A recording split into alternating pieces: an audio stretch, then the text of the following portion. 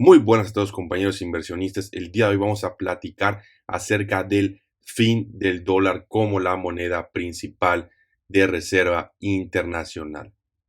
Básicamente lo que estuvo sucediendo en estas noticias de la semana, hubieron varios encabezados en donde se aseguraba que la hegemonía del dólar, insisto, como reserva internacional, se había acabado. Aquí tenemos el primer headline de la noticia que dice el petrodólar tiene riesgo de, o se encuentra en riesgo tomando en cuenta que Total Energies, que es una empresa francesa, le vendió LNG a China en yuanes. Luego también tenemos acá que dice Brasil y China, otro headline, Brasil y China dejan de fuera el dólar y utilizan sus propias monedas. Y también tenemos que India se ofrece a utilizar el rupee, que es su moneda, como una opción de trade en lugar del problema del dólar, ¿no? Entonces, en general, toda esta semana hubieron varias noticias acerca de esto, de todo lo que se puede significar, de que, bueno, el dólar se acabó, la hegemonía del dólar internacionalmente se acabó, etcétera. Yo les voy a platicar mi opinión y de acuerdo a los datos que estamos viendo, porque creo que esto nada más están vendiendo humo. Vamos a comenzar.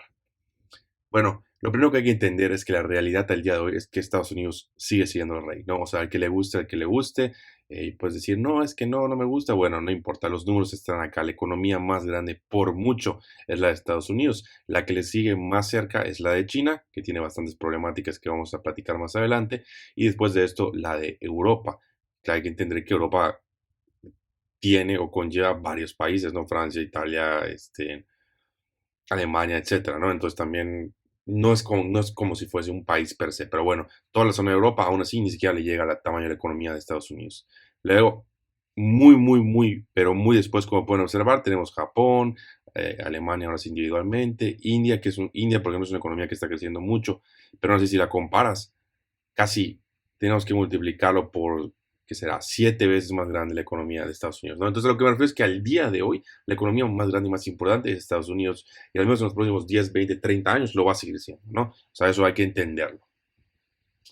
Y como hemos dicho, es el rey actual, y aquí tenemos una gráfica que nos indica las reservas internacionales en qué moneda están, ¿no? Y si nos damos cuenta, el 60% está todavía en dólares, ¿no? Entonces la hegemonía del dólar no se ha acabado, no está ni cerca de acabarse, sigue siendo la moneda más importante por mucho. Después tenemos el euro, que también ha tenido bastante problemáticas, pero en un 20%, luego el yen japonés un 5%, la libra esterlina en un prácticamente 5%, y después de eso tenemos pues todo el franco suizo, el dólar australiano, el dólar canadiense y el yuan chino, ¿no?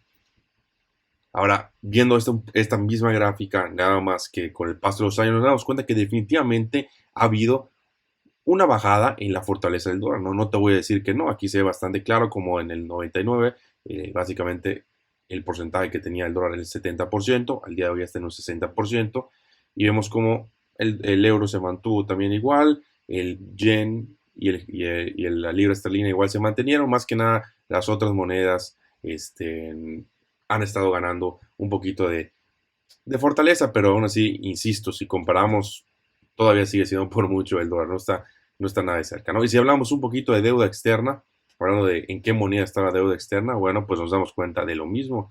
Vean qué gran cantidad de la deuda externa todavía está en dólares, ¿no? Tenemos básicamente el 80% en dólares y un 20% en euros, ¿no? Lo otro es completamente insignificativo, que viene siendo el yen en este caso, ¿no? Entonces hay que entender que al día de hoy, insisto, la moneda más segura, la moneda más estable, porque tiene detrás de esto el país más seguro, el país más estable, hablando de materia económica, sigue siendo Estados Unidos, ¿no? Y mucha gente está diciendo, no, es que el yuan chino ni figura, lo podemos ver acá, apenas es un 2%, ya te lo voy a explicar igual un poco de qué pasa específicamente con el yuan chino, ¿no? Y al día de hoy también hay que entender que el dólar es un safe game por naturaleza. ¿A qué me refiero con esto? Cuando hay cualquier tipo de crisis, toda la gente empieza a comprar o se resguarda en los dólares, ¿no? Y también, por ejemplo, acá en México se ve muy claro que cada vez que hay algún tipo de crisis, llámese pandemia, llámese lo que fuese, se dispara en el valor del dólar con respecto al peso mexicano, ¿no? Y creo que pasa en general con todas las monedas, como lo podemos observar en esta gráfica,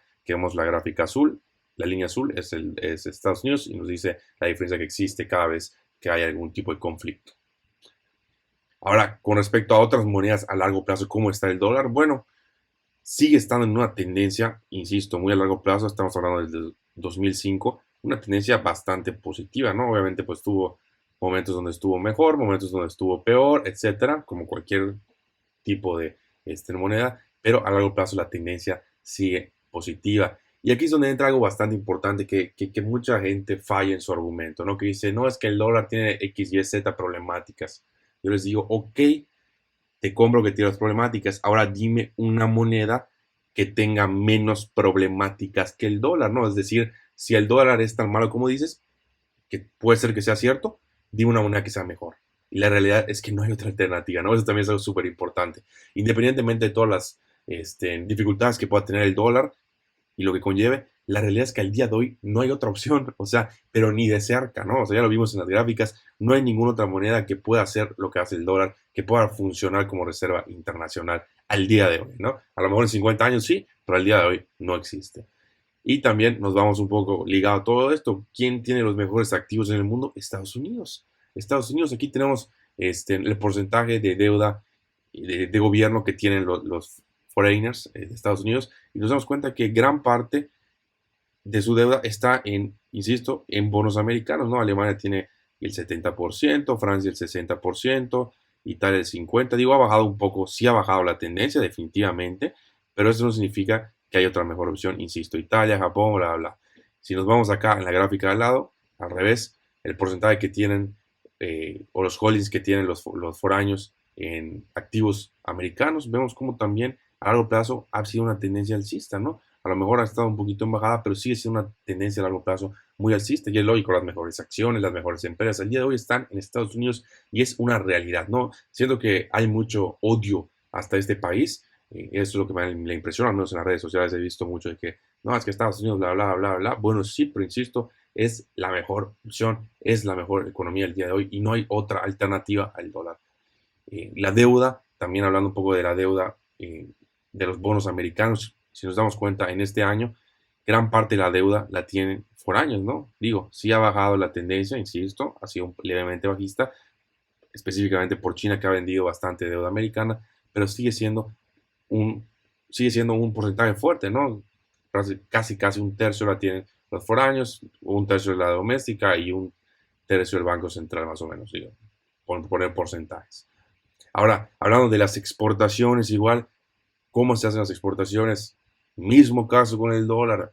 Vean la tabla azul, es el dólar. Nos damos cuenta, en las Américas, prácticamente el 100% de las transacciones se hacen en dólares. En Asia Pacific, que es todo lo que lleva China, India, bla, bla, bla, podemos decir que un 70% se lleva en dólares. En Europa, que sí, pues obviamente tienen allá el euro, que pues es una moneda relativamente estable, pues sí, solo el 20%.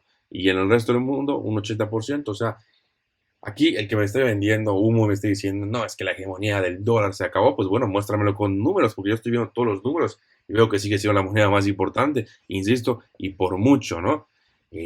Ahora, ¿cómo han utilizado de manera internacional las monedas? Mismo caso, dólar está súper arriba, luego está el euro, luego está el yen japonés, la libra esterlina y de último el renminbi chino, que se llama renminbi o le puedes decir yuan, como quieras, es lo mismo, pero a lo que llego es que muchos que están con esta retórica que China va a desplazar o el yuan chino va a desplazar al dólar, están completamente locos, ¿no? O sea, es mucho más probable que lo reemplazase el euro, que no creo que suceda, pero sería mucho más probable que pase esto, inclusive el yen japonés, a que lo superpase el renminbi o el yuan chino, ¿no?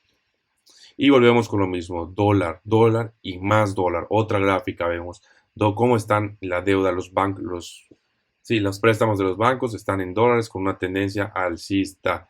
La deuda internacional en dólares con una tendencia alcista. Los bancos o los préstamos que tienen los bancos del euro, pues sí, no bajista ni alcista, bastante estable, y la deuda internacional de euros igual bastante estable, ¿no? Pero lo que quiero llegar es que el euro se ha mantenido bastante estable, el dólar sigue subiendo, todas las gráficas que hemos visto, todas nos muestran la misma, nos llegamos a la misma conclusión. Y ahora, con respecto al yuan, porque quiero hablar específicamente del yuan, porque insisto, tuve una plática con varias personas de Twitter que me siguen insistiendo que el yuan iba a reemplazar el dólar, lo cual es una estupidez, siendo completamente honesto. El yuan al día de hoy solo existe o solo tiene el poder que tiene porque está atrapado el dinero, ¿no? Y esto es bastante interesante porque mucha gente no conoce los controles de capital que tiene China. China tiene capitales de control, que ahora te voy a explicar más a detalle qué significa y qué es lo que hace. Pero básicamente el yuan es imposible que se vuelva una global currency porque hay mucho dinero atrapado en China. ¿A qué se refiere esto? Como puedes ver acá, 3.1 trillones de reservas de Forex tendrían que salir o saldrían si China levanta los capitales de control. Porque ¿qué es lo que pasa? ¿Qué es lo que hace China? Que obviamente, como son exportadores, absorben bastante moneda internacional, llámese dólar, llámese lo que fuese, pero ellos a la vez controlan con esos controles que vamos a platicar, vaya la redundancia de capital, el capital para que no pueda salir, ¿no? Entonces hay mucho dinero atrapado. Entonces, si China quiere que el yuan se vuelva una moneda internacional, lo primero que tiene que hacer es quitar los controles de capital, porque si no, nadie la va a aceptar. Y si quita los controles, va a salir un montón de dinero que está atrapado y se va a caer o depreciar de manera significativa el yuan. Pero bueno, vamos a ver cómo funciona específicamente lo de China, porque está un poquito difícil de explicar. Nada más lo voy a explicar de la manera más sencilla posible y lo voy a simplificar, ¿ok? Primero que nada, primer punto de los controles de capital. Tú como local no puedes acceder a mercados financieros internacionales, ¿ok? Entonces, para ahí, básicamente no puedes adquirir los activos en dólares, entonces eso tiene una presión a favor del yuan en contra del dólar. Además de esto, los exportadores, ¿ok? Si yo soy un exportador, me pagan en dólares o en lo que fuese, yo vendo esta moneda internacional, ya sea dólar, euro, bla, bla, y el banco chino me la cambia a mí por yuan. ¿Y qué es lo que hace? Bueno, si necesita más dinero, más yuanes, pues imprimen más, ¿no? Pero ¿qué es lo que buscan? Controlar el tipo de cambio. El tipo de cambio se tiene que quedar, creo que entre 6 y 7 yuanes por dólar, si no me equivoco. Entonces, lo que buscan hacer es, ¿sabes qué? Ok, yo te voy a respetar el tipo de cambio, ¿verdad? Tú dame tus dólares, tus euros, lo que sea. Y oye, me quedes sin yuanes, no importa, imprimo más. ¿Ok?